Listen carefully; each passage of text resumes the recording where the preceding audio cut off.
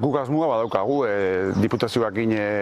harremanetan jarri eta Mendaroko gai desberdinak planteatzeko gai hori diputazioen eskumenekoa da eta soluzioa eman behar badu diputazioak inbiako du. Egisa da autopista inguruan eta zarata ondisa goten dela, autopista horrek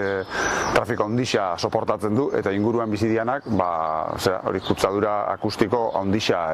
aguanto behar izaten dabe. Aurrokoan ibili zian hemen neurketa batzuk itzen da pentsatzen gendu zer aurreratuko zala, baina gero ez da geixo ezer jakin, eta nik egisa esan horrek irakurle horrek esaten da mazela ez dut oso ondo ulertzen ze irizpide erabiltzen dian leku baten bai eta beste baten ez jartzeko, Elgoibarren jarri zituen,